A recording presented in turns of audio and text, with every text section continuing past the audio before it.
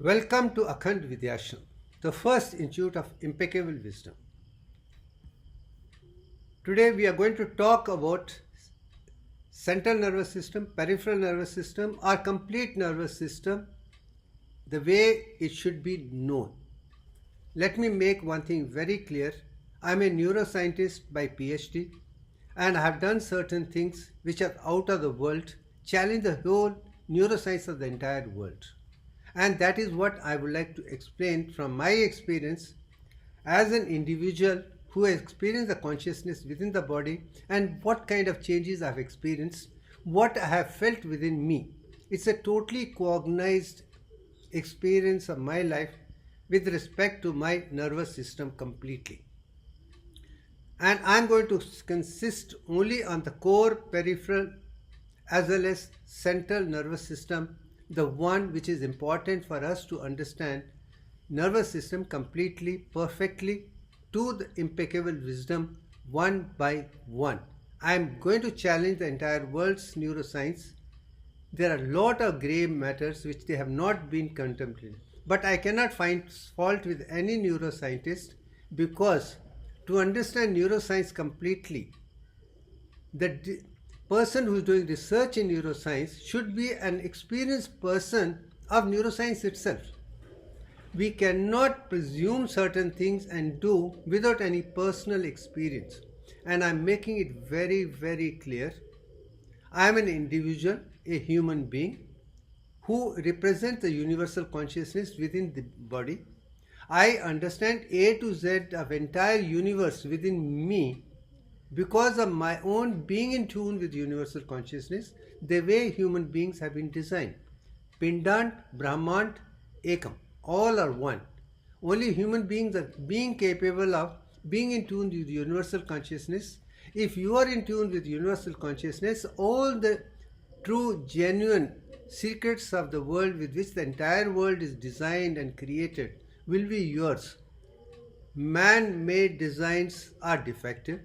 Divine designs are corrective, and only a perfect human being who is perfect from every angle, who has experienced A to Z of his own body, who is in tune with self, tuned with the world, tuned with the universal consciousness, would be in a position to lay foundation for perfect mathematics, perfect chemistry, perfect physics, biology, and all the 64 arts. And I want everyone to be clear with the wisdom which I am going to share, which is laying foundation for new syllabus for all the students of the entire world, for a clarity for universal consciousness. From that angle, let me move on to the next stage. And I have been saying very clearly, my dharma, my duty is impeccable wisdom. I want the knowledge without any difficulty at all. If there are certain grey matters, it could be rectified as we proceed. But let me make it very clear. I am talking about the core values.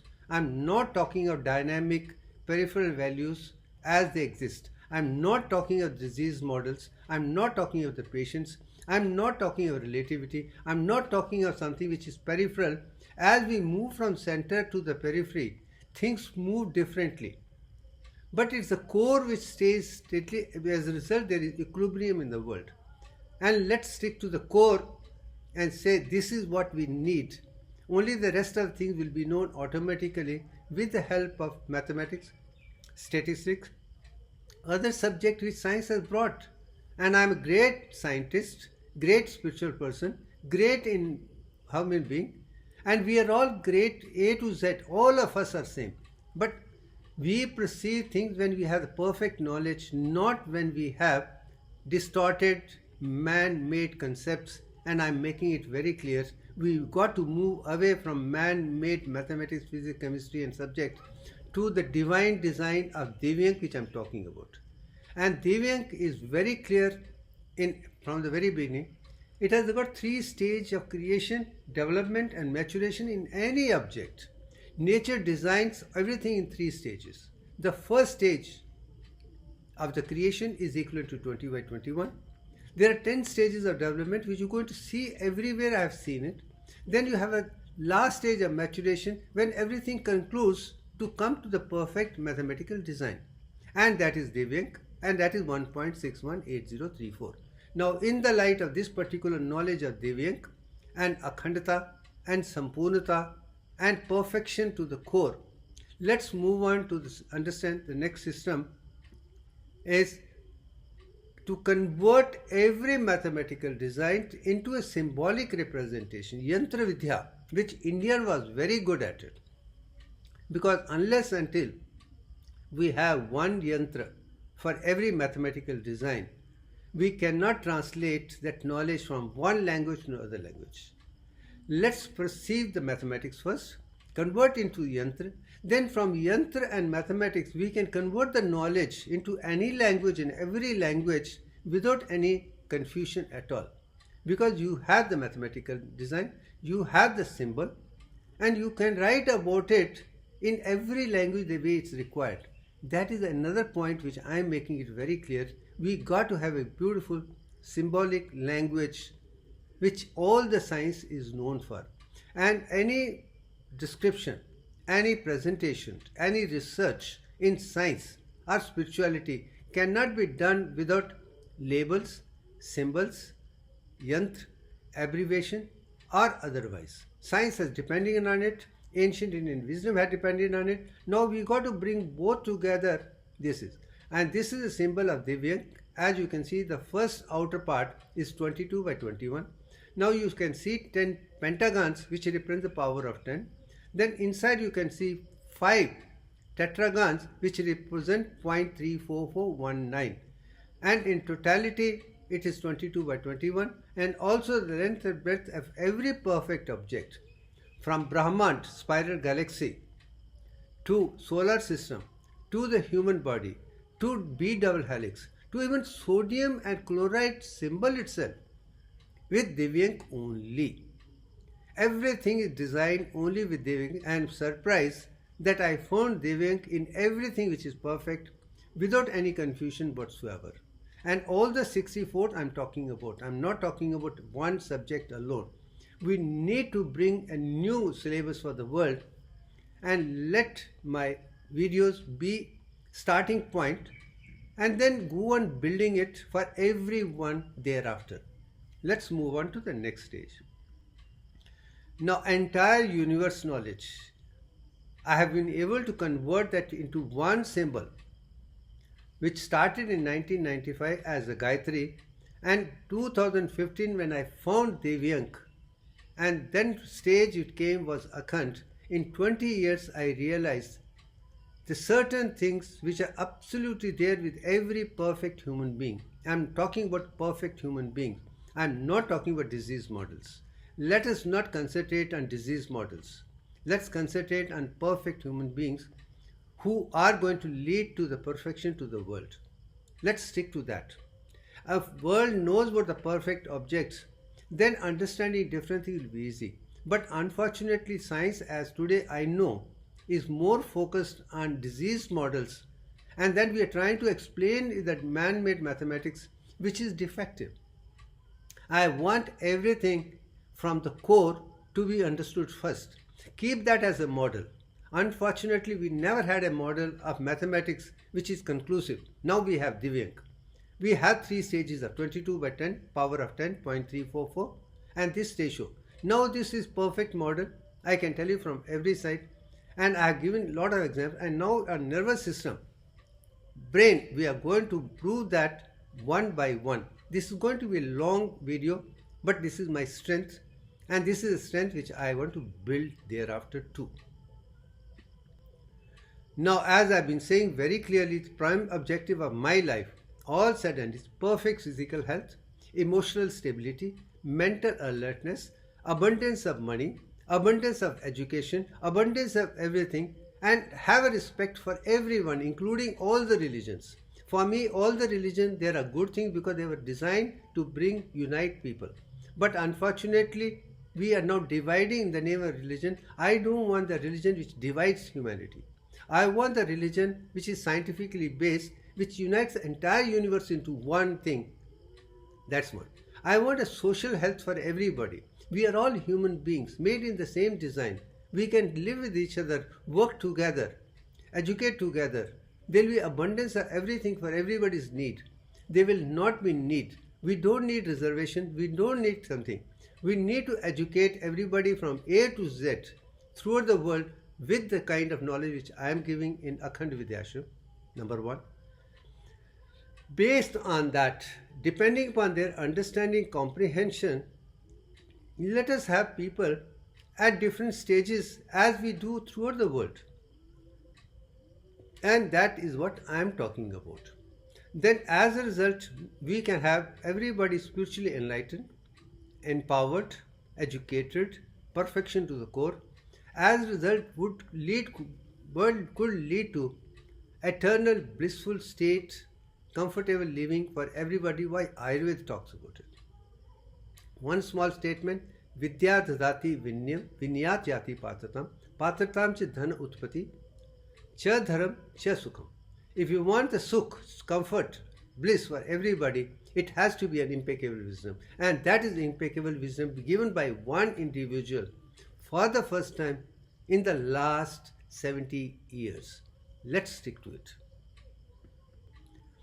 And the reason why we fail even to have a disease-free life is very clear, that we do not have the knowledge at all. We are ignorant, avidya. Then we need to avidya to vidya to akhandata to paravidya to everything. We need to have gyan, philosophical knowledge. We have to have scientific knowledge. We need to have a mathematical knowledge. We need to have impeccable wisdom. Once we know O to Z of everything put together, only then our brain will be fully made optimum use of. With a small thing, it cannot be done. And I am very, very clear. Most of the human beings use hardly 1 to 2 to 3% of their innate mathematical potential of the brain. And it is said, and I am saying, I am only quoting what others said, Einstein used 11% and became the greatest scientist. I have great respect and regard for his contributions. There is no doubt about it. I cannot downplay any of the scientists of the world, every human being of the world. They have contributed towards that. But if he used only 11%, became a great scientist, what will be the state of the person who makes 100% use of the entire nervous system and be in tune with universal consciousness? What kind of knowledge he or she will have? What kind of clarity he or she will have? What kind of representation he can give to the world is something which is prime focus of this particular video. Now, let me start with the first misconception altogether. I am going to now bring misconceptions which have not been recognized with neuroscience altogether, and then say how we move on to the second stage of perfection, then apply and prove step by step, and what could be the new script for the new neuroscience on the whole is being laid in this particular video. It is said by all my students and all the people I know that nervous system study is one of the most difficult study, because people are not able to comprehend it, because there are a lot of clues and this and that. And no wonder I have been of the opinion as a professor of physiology that we should teach nervous system, endocrine system before we go on to the rest of the anatomy, physiology, biochemistry, other thing. And I am very clear, without understanding nervous system and endocrine system, it is impossible to understand other system complete, because functioning of the whole thing is within the nervous system and endocrine system. Unconscious, subconscious, conscious to superconscious centers around endocrines and nervous system only. They are the one which are the core, and understanding core is more important. So it is not most difficult, and I am very clear, my honest perception is nervous system is very, very simple. Just because the teachers have not understood, they are not able to simplify it. This is another first misconception which I am going to focus on, so that everyone who listens to this particular video for the rest of their life would know the perfect divine design of nature one by one, nervous system. And I can tell you, one of the best examples of DIVYANK lie with endocrine system and nervous system only. Rest of things also presented which is core is concerned. Let's not talk about the periphery otherwise. Let's not focus on multi-dimensional thing which are executive. Let's talk of the core and core. Now as a result, if we understand perfect nervous system, perfect endocrine system, perfect neuroendocrine reflexes, then only we can understand the universal consciousness very clearly. Otherwise, impossible to understand unless and we are like nature. How will nature reveal to us? And I am making one thing very, very clear. Knowledge is important for every research. Without a perfect theoretical knowledge of a concept, no experiment in the world can be done. When you are doing experiments with the defective models, results are going to be defective, and that is what has happened to the science till today. I am great to those people who started the present set of science in the West, but today it's becoming universal. We are following the same model which we have started in the last maybe 1,000 years. Slowly we are improving, but we are still following only copying cat business. We are not going with perfection which I want hereafter to go, and those are the points which are going to be understood and explained step by step. Now let's come to the first question of the integrated human nervous system. Let me make one thing very, very clear now. Please listen very carefully. We have two peripheral nervous systems. One is got sensory, another is motor. Now sensory is the one which perceives all the information from the external world. As you can see on the left side, third row, which is sensory component, is afferent system which brings the information. If both somatic as well as visceral is got from nerve receptor to the central nervous system is the first point which I want, which was known as Indriya in the beginning. As I have explained again and again, Katha Updesh and Gita's thing is, you start with 5 horses with 10 eyes. That means 5 senses and 10 levels of consciousness. And you need that rein on that Indriya, senses, sensory organs to control it and have the sequence very clear. Object outside, which is seen by the Indriya, by nervous system is carried by the peripheral system to the central nervous system, where it is evaluated, understood and recorded for rest of the things. That sequence has to be there, but the one which is seen, I make it very clear, let it be indwelling human consciousness, a divine consciousness called Aditi or Kundalini or Antaratma 1. One Antaratma is seeing, that is the reason I make it very clear. First 7 years of a child's growth, no one should teach the child. Let the child learn everything, the entire universe, in the light of the soul consciousness from within.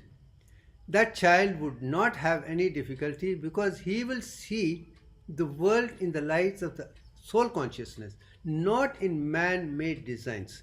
And I'm glad my 7 years I did not go to school, nobody taught me, but I had all the privileges of seeing life as such, most beautiful life, with my eyes in the light of my superconscious state of Antaratma.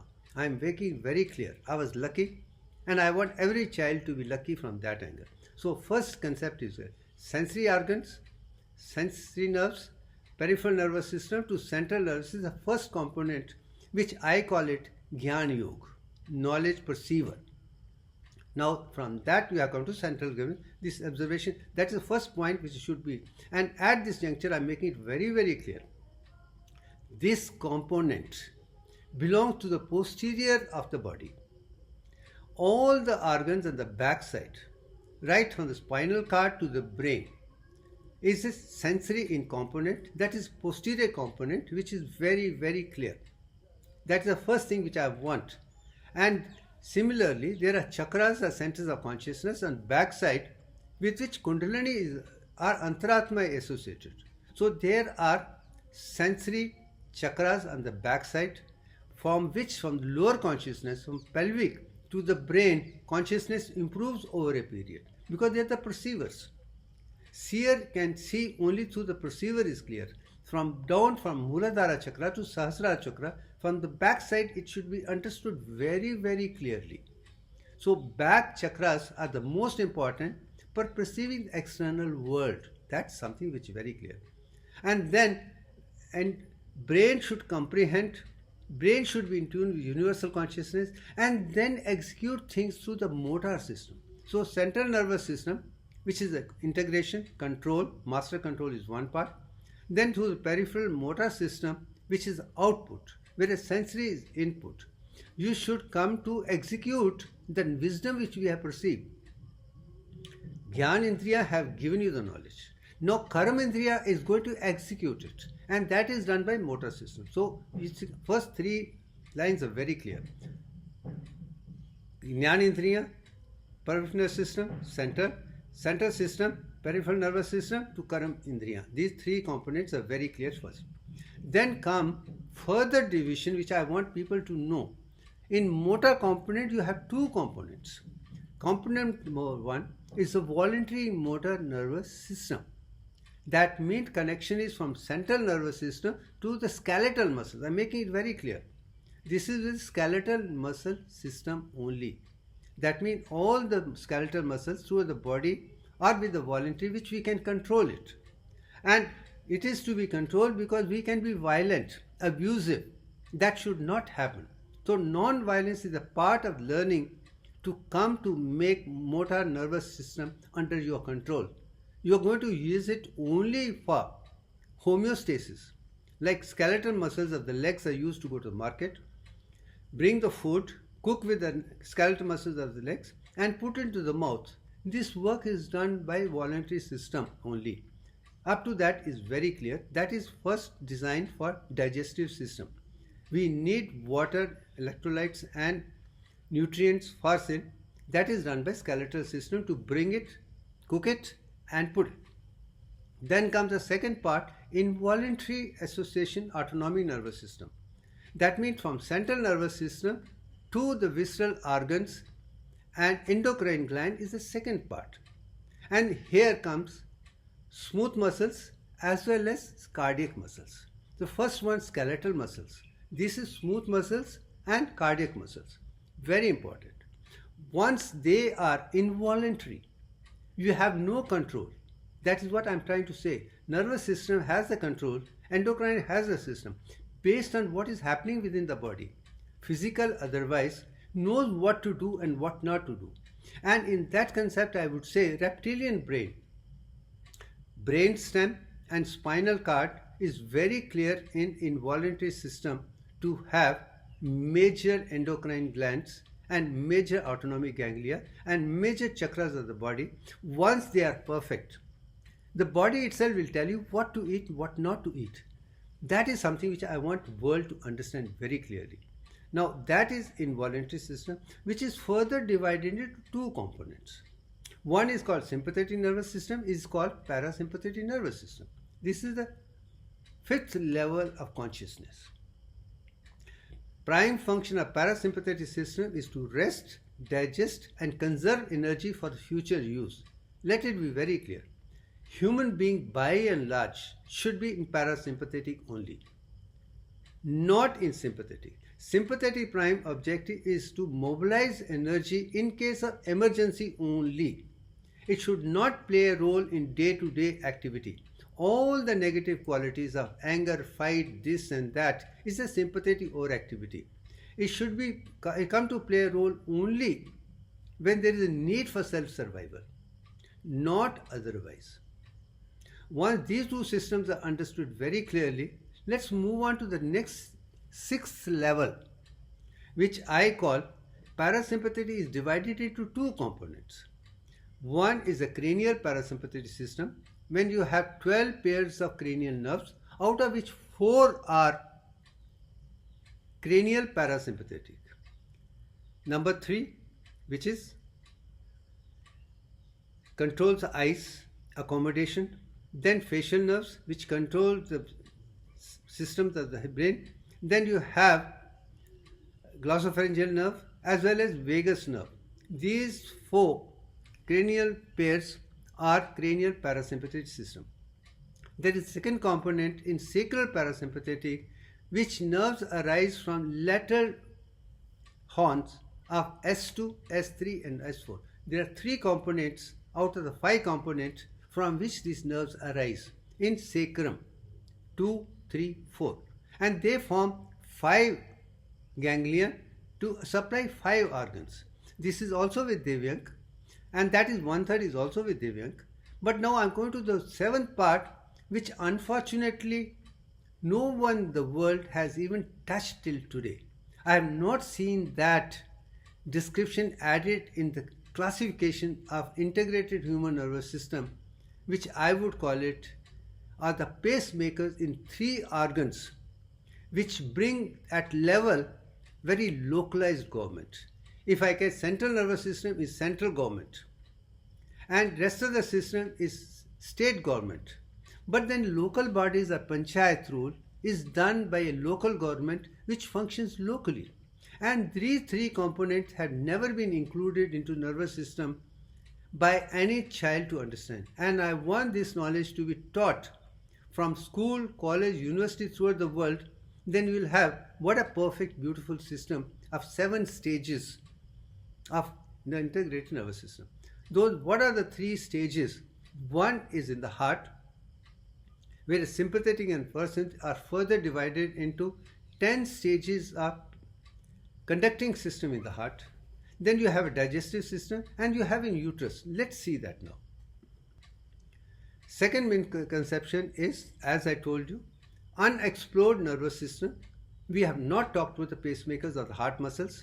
We have not talked about the myocene nervous system, which control with the smooth muscles of the digestive system. One is a cardiac muscle, digestive system, and also neuroendocrine pacemakers of the uterus, where cervix acts as a receiver for the information from inside, conducts the system to go to hypothalamus to release oxytocin. When oxytocin is released, it is the top of the uterus muscles which contract to push the child out. So you have cardiac muscle, you have smooth muscles, and you have a neuroendocrine complex, which makes the third one very important. It is not muscles alone. It is and hormones and muscles put together. System is designed so beautiful, and this is something which I want the world to understand one by one for rest of the life, if you want to make nervous system very simple, clear and otherwise. Now I am just now showing you conducting heart system.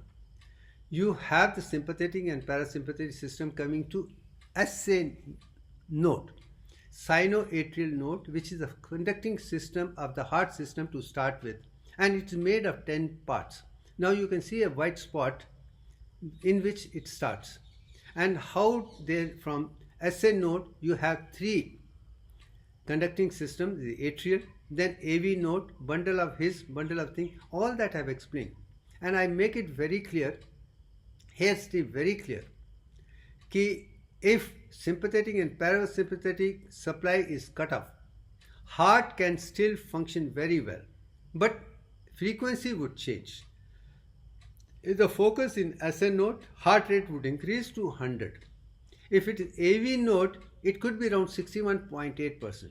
If it is a bundle of his, it could be 38.2%. Then if it is further down, the concentration can come, and that would follow DIVYANK sequence one by one. And this information I am not giving from my side.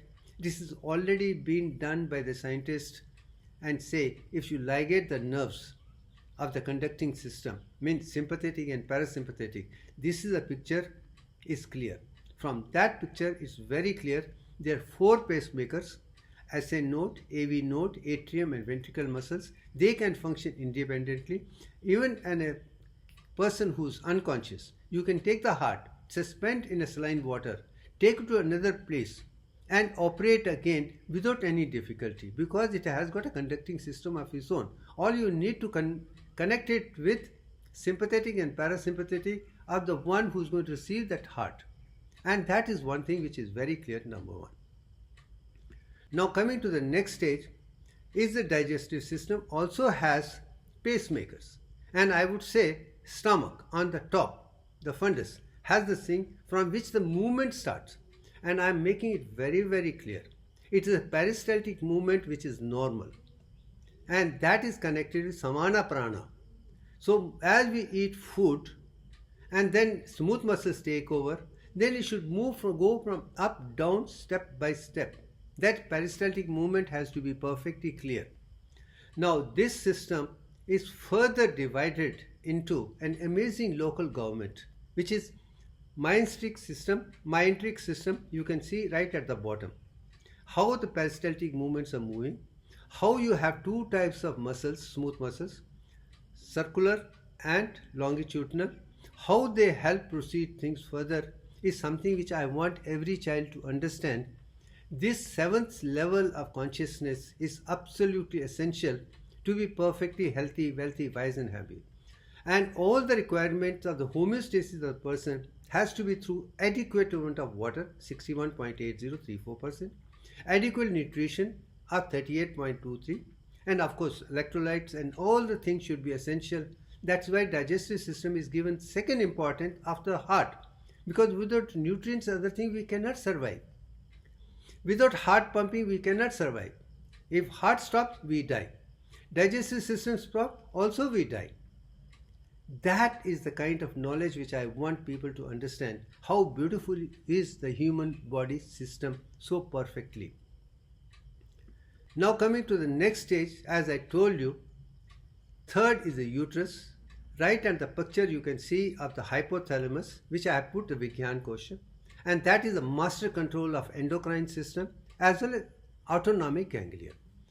Autonomic nervous system is also centered there, endocrine is also centered, and that is very closely associated with insular cortex, which is center of central autonomic nervous system. That is also something which has not been recognized as such a part of the science. It has been ignored very badly. Without that you can't lead a perfectly healthy life. That's it. Now cervix has got very smooth muscles, but when the head falls on it, stretches it, it creates a consciousness कि now child is going to develop. Then the image is carried through the nervous system to the hypothalamus. That's the time hypothalamus and posterior pituitary release oxytocin. Then through the blood it comes to the head or the fundus of the uterus, acts there and presses it down step by step. But every press down would affect the cervix, and then circle will go on. That's what's called positive feedback. What started as stimulus first becomes a cause and then becomes a further thing, and this goes on till the delivery takes place. And this is such a beautiful system of endocrine and nervous system together along with the muscular system working at the third stage. And I want that kind of knowledge to be given. That is an asset. It's not a problem. There is no need to go for cesarean otherwise. If you have take care of, last week I talked about family dharma, perfect female menstrual cycle. Once that is done effectively, they have a perfect cycle, and then they conceive, and then they produce child in 9 months plus, and then when it comes to delivery, that child would have no problem whatsoever. Mothers have to be healthy, wealthy, wise and happy. They should be empowered, because we need a perfect generation thereafter. Let us not deprive our women of their right to good food, good health, good everything. That's, I am very clear. Women are jananis, whereas human beings are not. They need to be given more, because next generation has to be good. We have to respect and regard our women and give them the power. Let's give them the kind of food which is absolutely essential for perfect menstrual cycle, perfect pregnancy, perfect delivery. That is a message which I want to give the world. We need that kind of neuroendocrine science. That's it. Then coming to the suggestion is our divine science of endocrine system. I made it very clear. There are 10 endocrine glands which are absolutely essential to be understood completely. If I start from top, it's the pineal gland which is the posterior wall of the third ventricle. It can produce melatonin, endorphins and other things which are absolutely for sleep cycle and otherwise, but at the same time it is also very responsible for blissful stage as well as sexual health itself. Then you have hypothalamus, which has got a neurosecretory cells, and then you also have hypothalamus hypophyseal axis, because hypothalamus produces hormones in picogram, very small quantity. They are GnRH and other hormones, and they have to be carried from hypothalamus to the anterior pituitary through hypothalamus hypophyseal axis only, so that they are not lost in the process because very small quantity. That's again a beautiful design which I want every child to understand. How beautiful is hypothalamic cell. That's it. And of course, hypothalamus posterior pituitary is a neurohypophysis. First is adenohypophysis. Anterior pituitary is adenohypophysis. It's an endocrine gland.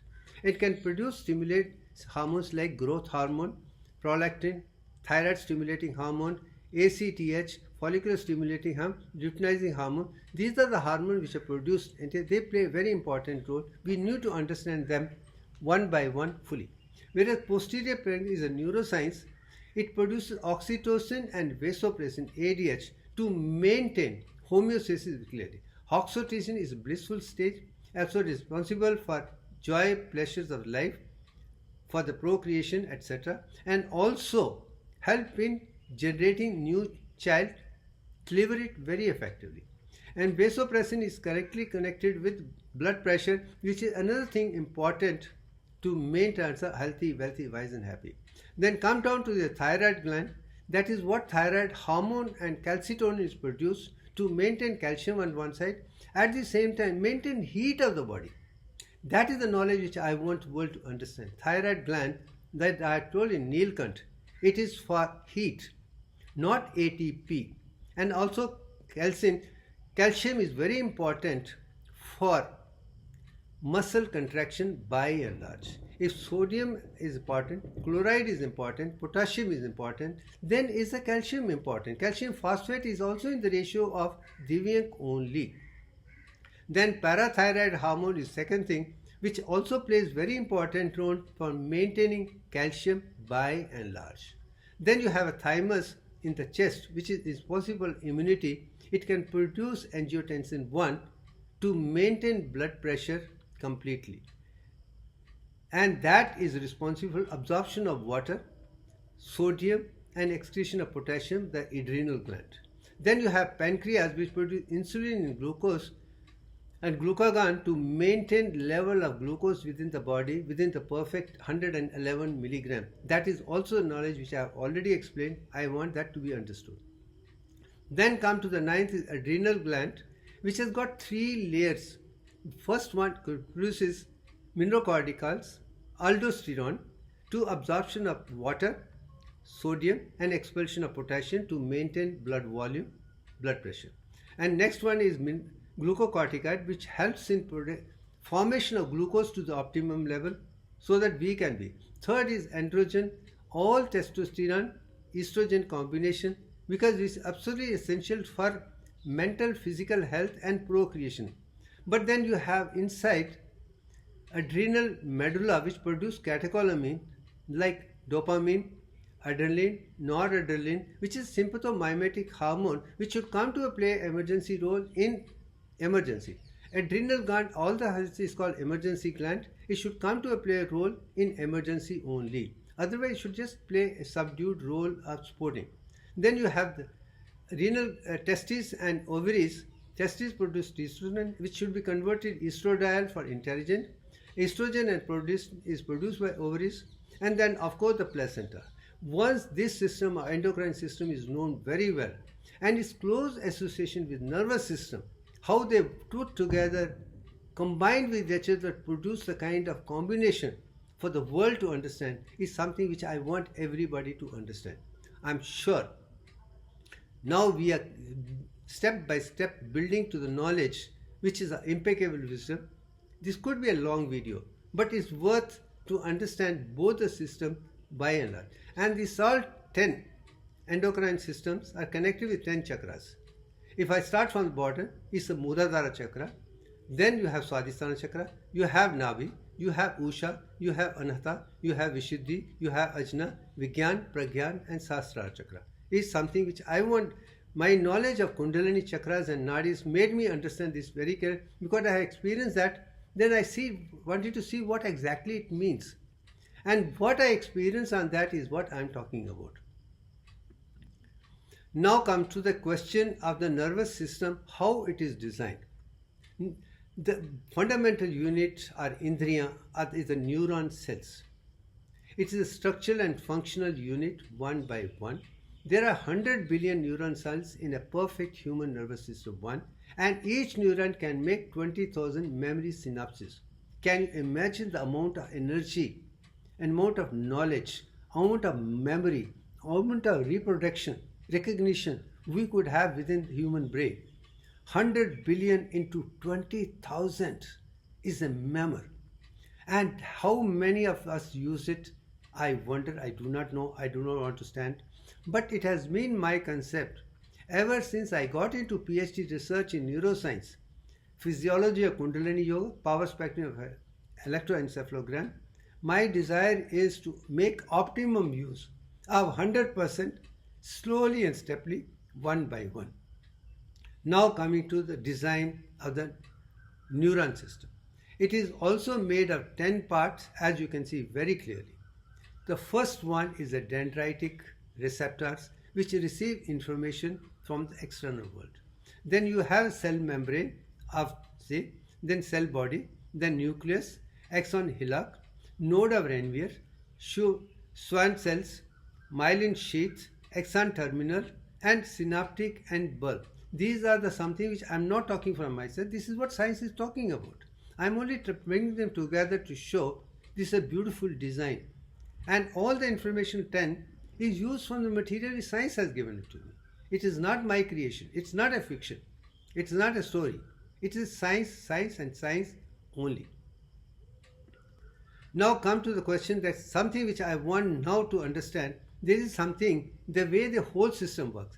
Jnana Yoga to perception to Karma Yoga. That means there is a reflex arch made of 3 components.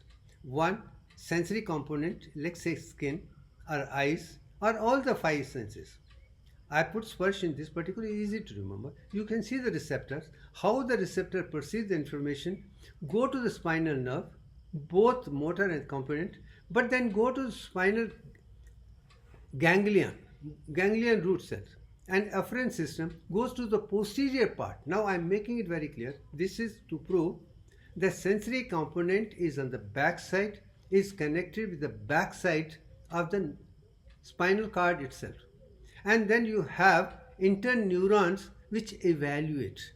Then anterior, posterior and anterior horn nerves arise which are motor in action. Efferent go and supply the muscles, whether it's a skeletal muscles, smooth muscles or cardiac muscles. Let's put all the 3. 1 is a voluntary, 2 are involuntary. But here I'm bringing another component to the picture. Right side you can see the posterior part is sensory, anterior is voluntary, no doubt. But center you can see lateral horns in main component. T1 to L2 you can see lateral horn from which sympathetic system arises. Then you see lateral horn in S2, S3 and S4 from which sacral parasympathetic arises. So this is also a component which I want people to understand. Don't ignore it. Nobody talks about it. But it is there between T1 to L2, 14 segments, which are sympathetic system, is also designed perfectly with DIVYANK ratio only. And sacral parasympathetic S2, S3 to 5 is also DIVYANK ratio. Now, having understood this, I'm sure now you are finding how simple and beautiful the whole system is all about. Now let's come to the third misconception. Is the nerve action potential by and large. And I would say there are certain deficiencies which need to be taken care of. Number 1, there is no doubt about stimulus is applied and then there is a process of activation, then action potential, and what goes. But ratios, I'm going to make it very clear in nervous system, is Divyank only. I'm going to show you in the next slide. Then from active action potential, depolarization to repolarization, what happens? But in repolarization, there are certain defects which have not been explained by the science. All the issues they put are defective. But unless until we bring it down to atomic, elemental, molecular level, we will not be able to understand action potential with equilibrium potential of the kind which is absolutely essential. That's third misconception. I'm going to show about that. Then what happens in hyperpolarization? Why hyperpolarization is brought down to resting membrane potential is also something which needs to be understood very clearly without any deficiency. That's another point which I'm making it clear. Now let us this picture. On the left side you can see the membrane potentials in millivolts. You have minus 90, 70, 55, 50 and right up to 35 plus. Very clear, no doubt about it. Now you try store small slimmers, there will be slow sodium influx inside which will produce a localized government, what you see in meandric system by and large. So it's very clear, it's localized. It doesn't go to action potential. But if the stimulus is sub-threshold, it will not produce. But if the stimulus is of threshold value, when more sodium will go, from minus 70 millivolts, it comes to minus 55 millivolts, and then depolarization takes place. This sodium influx goes inside the cell, and it can go up to plus 35 millivolts only. I am making it very clear, it is plus 35 millivolts, not more than. And it stops because no more sodium can go inside anymore. There is no space. It has come to the stage enough of enough, nothing more than come, so put an end. If whatever the stimulus may be, you have come to an end. From that, it comes this process of repolarization. And in repolarization, as you can see in this particular thing, voltage gated potassium channels open. So potassium starts coming out. When potassium starts coming out, repolarization takes place. But there is not enough potassium inside to bring it into resting membrane potential. That's the reason we get sodium potassium ATP pump. In my opinion, it should start halfway through. As a result, more sodium starts coming out and potassium goes inside. And there is more sodium from outside has gone inside the cell, it has to come out. Only when that sodium comes out, repolarization can take place. But since entire sodium has come out, you go to stage of hyperpolarization. That means you have gone below 70 itself. And then stage comes when there again a slow sodium influx to restore resting membrane potential. This is what I was talking about. We have ignored sodium potassium ATP pump influx and otherwise we are not speaking about it. We are not talking about slow influx categorically. If this is the information which is given to the child step by step, you will have a perfect action potential by and large. And that is the kind of knowledge which I want the world to understand. That's it. Now get to the next one. The fourth misconception in Ernest equation is the one for which he got an award, Nobel Prize. He used a log of minus 61 and I believe it should be 61.8034, not 61. But why 61 was used? No science even talks about it. Why it was used? Absolutely no idea. But equilibrium percentage will be perfect only with 61.80, not otherwise. But I am glad that modern science also are in earnest to use 61 unconsciously, otherwise I have no idea why did he use it. But now it's the duty of spiritual scientists like me to put across why did he use 61, why not anything else, is also my duty to show, because I want science to be perfect by and large. Now in this picture you can see the picture which he has used to produce equilibrium potential, resting membrane potential of nerves using 61, you can say right in the middle. and of course log 10. But you can also see ZO, CI.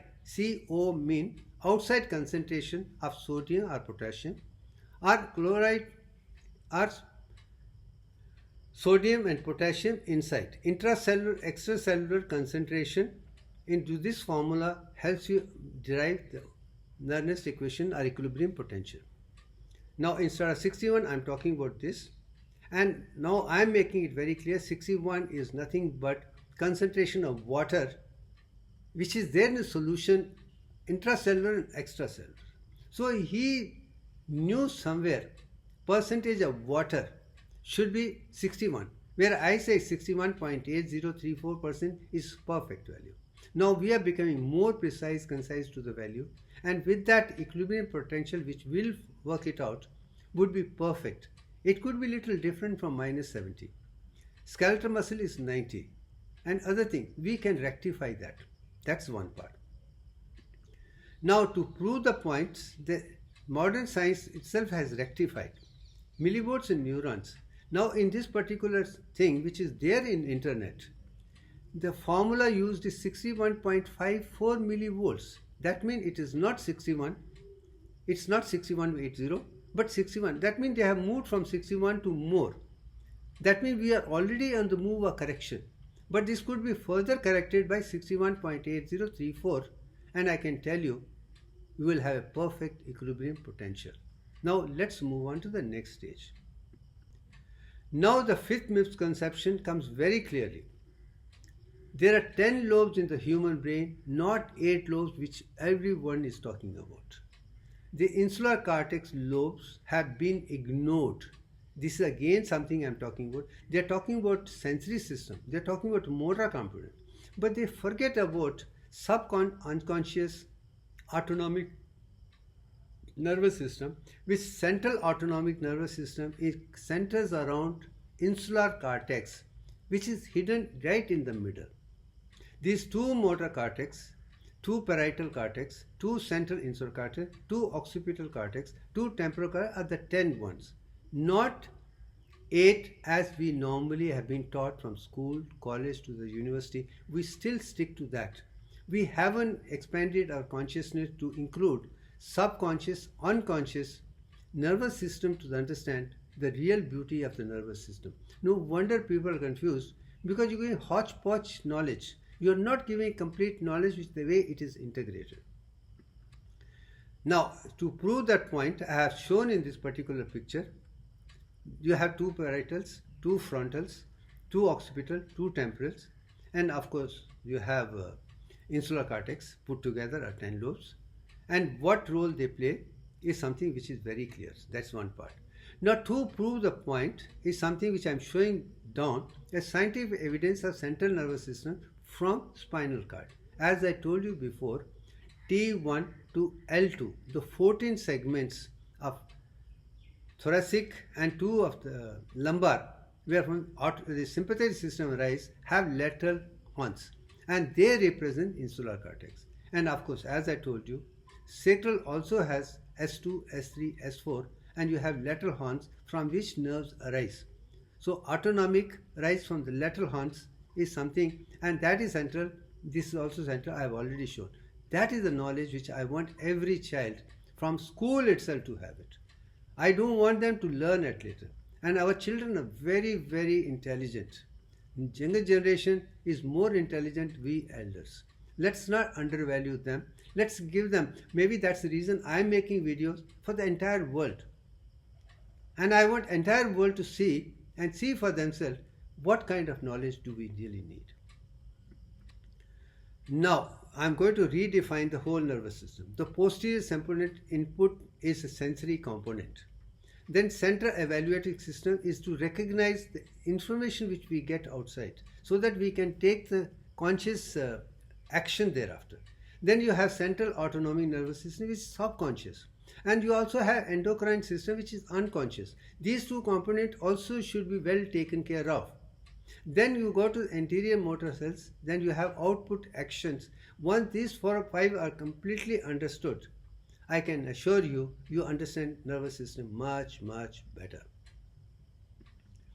Now coming to the another part The human brain is the most evolved brain. Everybody talks about it. We are the one who can be in tune with universal consciousness, and how we can be universal consciousness different than other brains of other animals is something which I am now making sure. Let's start from bottom. First, we have reptilian brain of brainstem and spinal cord, where the gray nucleus is inside to see perception from inside, where Antaratma is. But then we go to mammalian brain, which plays an emotional role. Then you have primate brain, thinking brain, cortical brain, and then you have neocortex brain, and new gray matter receptors here are outside. Entire brain has got gray matter outside, because that gray matter is to see external world's impeccable wisdom. But we hardly know, and I can tell you categorically, the functions of three outer layers of neocortex are not known to the scientists at all, because they do not know what it does. Now I am making it very clear. These layers are found in other brains? No. Unfortunate neuroscientists do not know.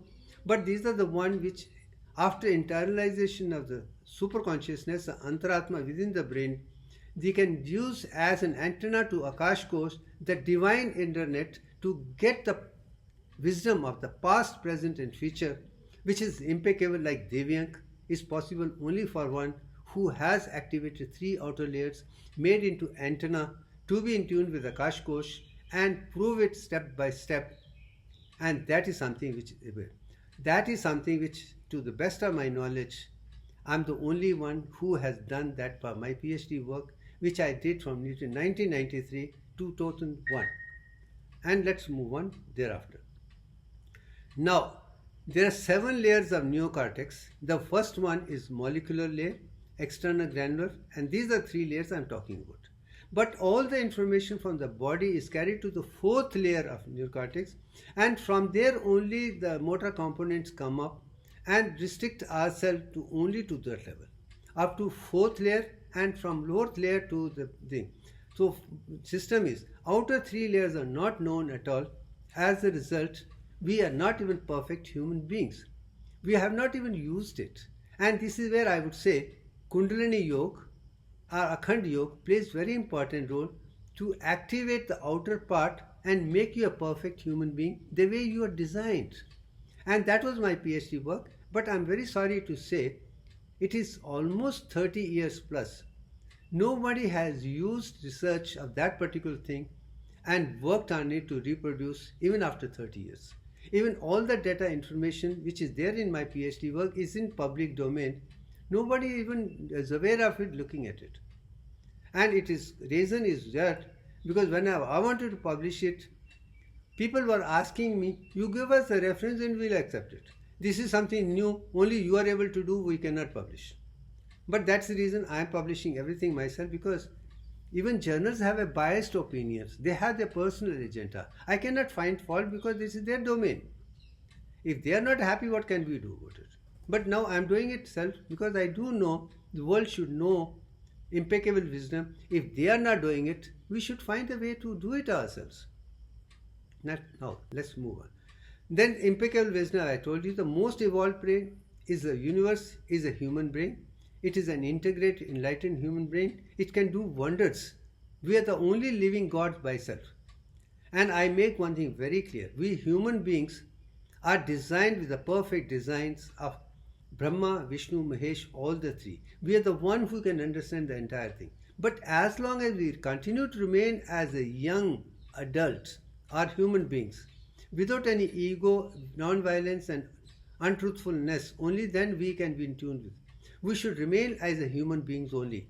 Pindand only can understand Brahmand. Let us not make ourselves like gods and goddesses, etc. They are part and parcel of us. We can experience all that within. That is what Veds are talking about. That is what Upanishads are talking about. So let's make ourselves not godly. Let's not call our incarnation. Let's not call our superhuman being.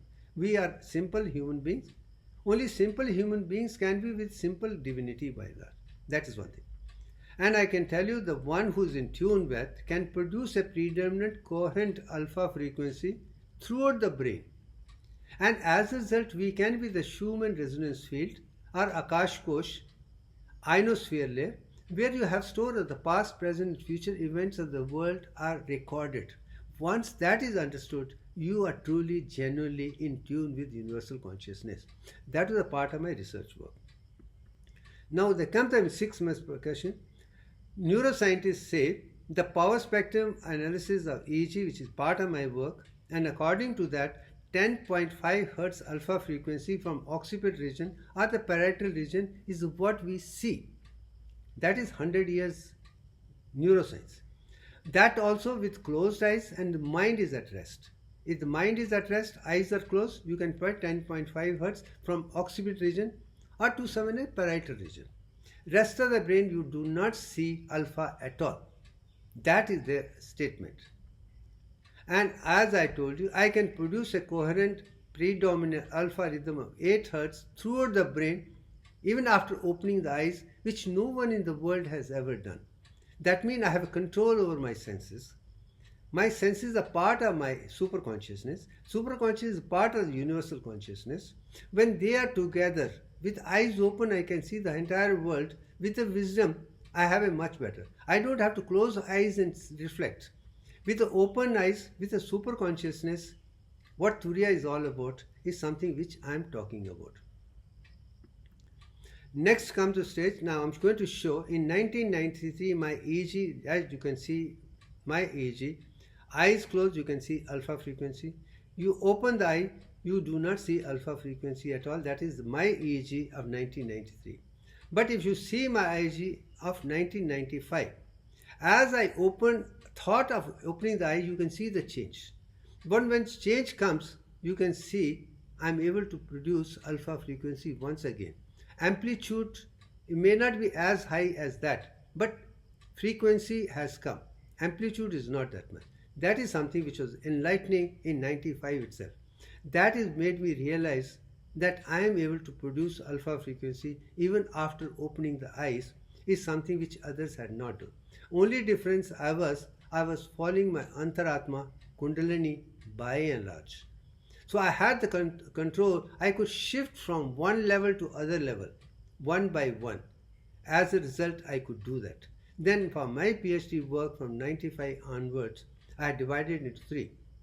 You're going to see the results. Dharana, Dhyan and Samadhi. Dharana means no concentration at all.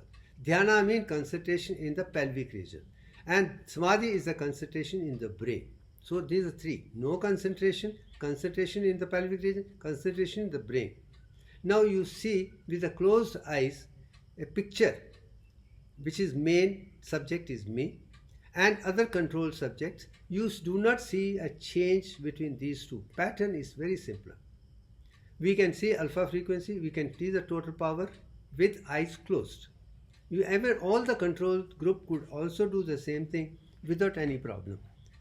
But in my case, you can see concentration in Samadhi is uniformly better in alpha and total. And the power is almost double the power of the other control samples. That is with eyes closed. That was a turning point, first and second. And now I'm going to show you with the open eyes. Now with the open eyes, you see down control subject alpha is not there, is replaced by beta. That what science is talking about. But in my case, I am able to produce alpha, not beta. And the power of Samadhi, the yellow portion, you see is phenomenal. It is almost, I would say, 5 times the concentration you see in normal people. Can you imagine? 5 times the power is a phenomenal change. And this is a part of my PhD work. It's published internationally in 2001. Was recognized as a highly commendable work, original, path-breaking, genuine and otherwise. But that's it, number 1. Now subsequently, over a period, by the time I came to 2015, I got DIVYANK. By the time I was concentrating on Akhand Yoga, now from Kundalini Yoga to Akhand Yoga, it's 10 stages. Now with open eyes, I could produce 8 Hz frequency throughout the brain. You can now see it. I had the power spectrum analysis of the one of all the 60 or 32 or 64 channels. It was predominant 8 Hertz frequency, you can see very, very clearly. Right from front to the back, entire, it is 8 Hertz, which is pi breaking altogether. Now take to the next stage. With closed eyes, it was 8.5 Hertz. As I told you, it was 10.5 Hertz for me, now came to 8.5 Hertz with closed eyes. But with open eyes, it came even less, 8 Hertz. And the power was even phenomenal. I thought this was the transition for the first time in the history of neuroscience. And someone is able to 8 Hertz frequency throughout the brain with eyes open, uniform and beautiful alpha spindles by and large. But this also made me realize the results which Patanjali Yoga Sutra is talking about, Samadhi, Ekagrata Parinama, Nirodha Parinama and Samadhi Parinama, and description of alpha spindle is so beautiful. 3000 years he knew exactly the shape of alpha spindle. He described it so well in the book 3000 years, where modern science has not seen, but he could experience that. And now I can answer because he experienced it, I have experienced it. Since I have experienced, I know it is right. So let me test it and show to the world what it is all about. And when you have internal experience of Kundalini within me, chakras, nadis, not 7 things which are outside, but inside 10.344. And you can experience the sensory component on the backside, motor in between, subconscious inside middle portion. Only then you understand the entire universe is within you. That's what Shastra talk about it. We are the perfect beings who can be in tune with universal consciousness, A to Z, one by one. So now let's move on to the next stage. Now 7th misconception is, it is also said, I had an experience in 1992 itself, when I found myself surrounded with white light. When I spoke about that to teacher said, don't tell others that you will think that you have gone mad. But I experienced that. And he said it is not there. And that is also something which I make it clear, that when come to the psychosomatic disorders, we have a misconceived idea of talking about things which normal people, I call it normal because the world calls it normal. And I would go to the extent, I would call normal, but not fully explored. Let's put it that way. But these could be genius characters, but they're put into schizophrenia, double personality and psychosomatic disorders, and they're given drugs, and their genius mind is made into vegetables. And this is what the world has happened. And it's a pathetic state of psychiatric diagnosis treatment that even wise people put together. But I can tell you, eyes and skins are developed from ectoderm layer of the one of the 3 layers, ectoderm, mesoderm and endoderm.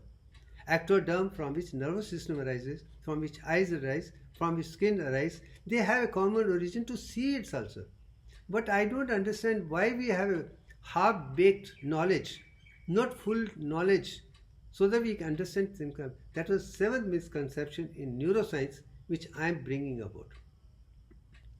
Now, this was the experience I have already said in 92. By the time I come to Vishuddhi Chakra, I saw the light. But that has also made me realize that Shunya, white aura, represent the whole Ganit Vidya or mathematics. Mathematics numbers started from 0 to 1, 2, 3, 4, 5, 6, 7, 8, 9. Not what the West says, from 1 to 9 were known, 0 was not known, Aryabhata gave it. But no. Shunya was given in Vedas itself as a tamas, andhakar, and also Upanishads. And of course, I talked about inert matter of Neon 21 as a Shunya itself. And I think that was India was very clear that whole Ganit Vidya starts from 0 or Shunya, and then other numbers came out. I've explained that also in my videos. They are classed by themselves. That's the kind of knowledge which I want now. I'm trying to make it more than 1 hour, because only then you can understand the concept very clearly. Let us not have a small thing and hodgepodge. We need to complete in one lot so that we understand the concept very. This is something very clear. Now I am now showing that zygote is formed and A-day is represented, then how it moves through the stages, and you can see the picture on right are the 3 trilaminar layers: ectoderm, endoderm and mesoderm. Mesoderm, bones and skin, endoderm, the organs are, ectoderm is from where nervous system, eyes, skin originate. And because of that, we can see with the eyes. And I can tell you, we can train skin muscles. It's going to be a difficult job.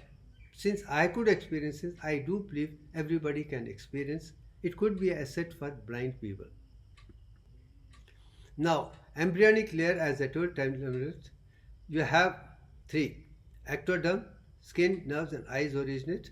Epidermis, neuron and pigment arise from that. And mesoderm is the muscles, skeletals. Endoderm is the internal organs. That is a science where I am bringing the modern science and spiritual science together to show we are not talking of anything, we are talking of the science, bringing together the core values. Now I have seen that receptors are there which have the same receptor which brain has got. If the brain can see the Akash Kosh, internet, skin can see the external around us also. Who's behind me, who's front. Without eyes itself I should experience. And that is Sparsh I am talking about. Once that is Sparsh is understood, I think we are very clear that all the information from external world which is going to the brain is going to be from skin to the sensory component. Now we are bringing a new element of ascension from sensory component as a part. Now I am bringing another thing. As I told you, it is not 8 parts, it's a 10 part, and you can see 10 rex laminae in the spinal cord also. This is science recognized. I don't have to go into detail. Maybe later stage when we work on together, you can detail about interconnection by and large.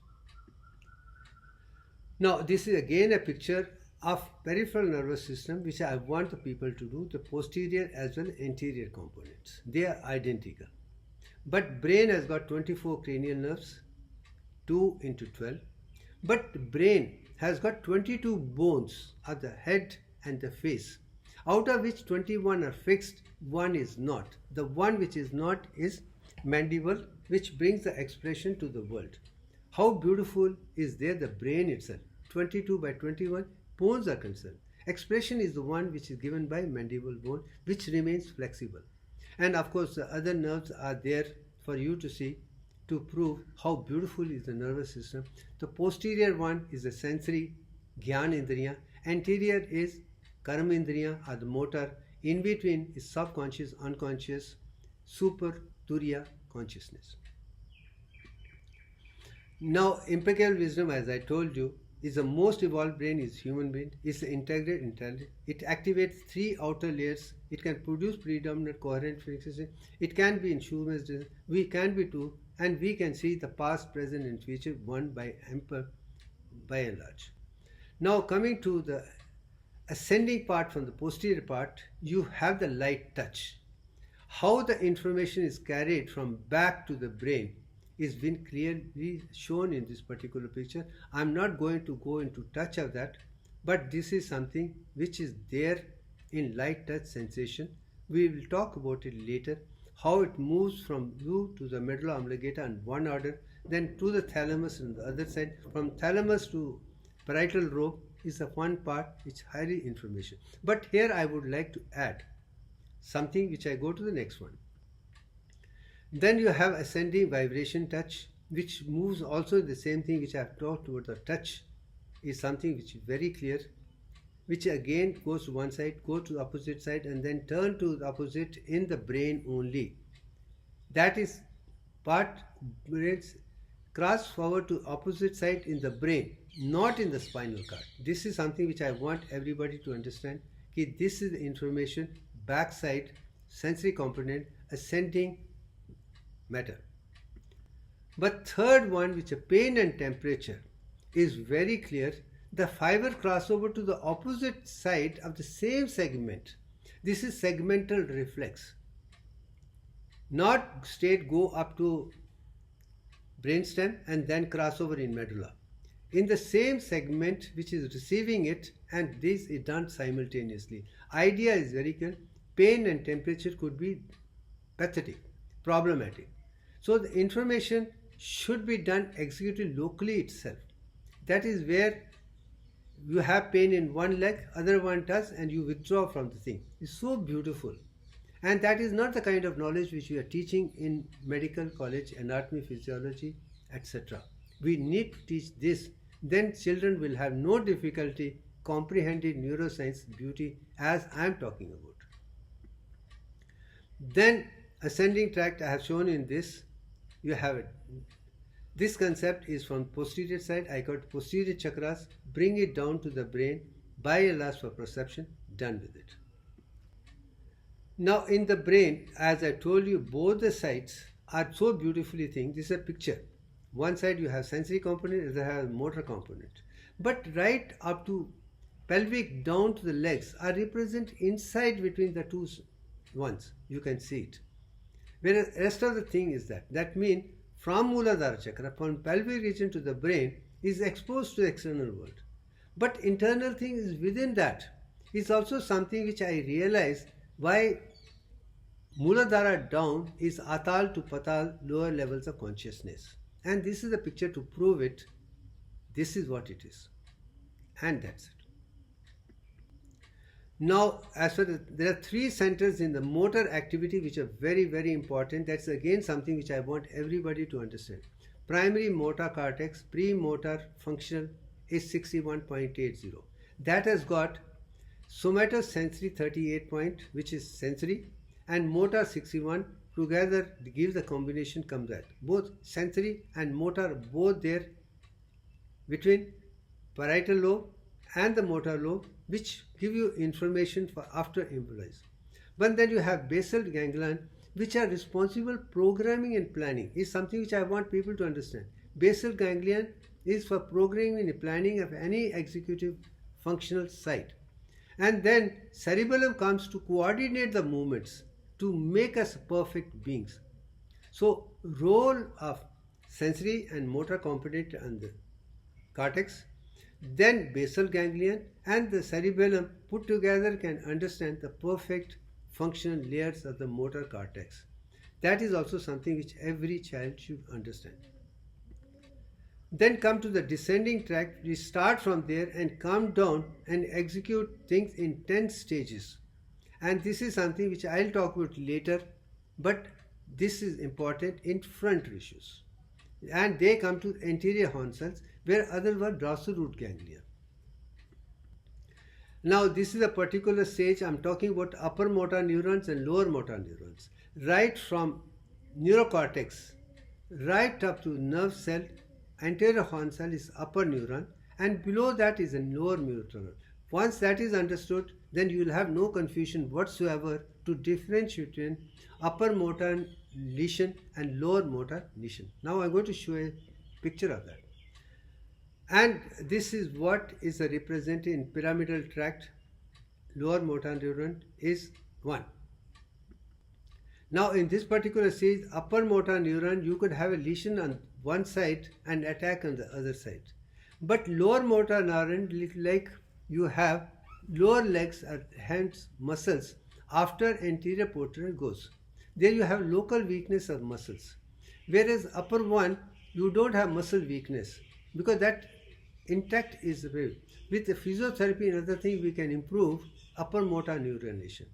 But lower motor neuronation, even that cannot do because the localized muscles itself, that reflex arch is defective. Once that is understood, we can apply it also much better. Now let's move on to the next stage. Now we come to the autonomic ganglion, and I can tell you this is how ganglion are nothing but nervous systems, migrated neural cells act at ganglion, and that is what makes us unique in one by large. That's one part. Based on that, as I told you, sacral parasympathetic is from S2, S3, S4, and then you have 5 organs as I've shown it. I'm not going to detail at this, we'll do it at a later date. And sympathetic system is between T1 to L3, you have 28 nerves, and then you have 22 paravertebral on either side and 1 ganglion, 45. 45 divided by 28 is exactly what DIVYANK is all about. That's the most beautiful part as far as sympathetic system is concerned. Now come to the autonomic nervous system. You can see the parasympathetic on the right side, 4 of the 12 nerves, and S2, S3, S4 makes a complete combination it should be poor of predominant parasympathetic and least effective sympathetic system by and large. From that we can come to one question which I have explained, which I am not going to detail this to show. It is not the nucleus which is for division, it is a centrosome which is responsible, and it is a centrosome which is missing in neurons, but nucleus is present. But the nucleus and centrosome both are absent in RBC. That I have already discussed, will not go into detail. I think we have done enough job for this. Now, all that information, finally, Ida, Pingala, Sushma, Nadi, all that is there. I think this is enough for the day. So, thank you very much.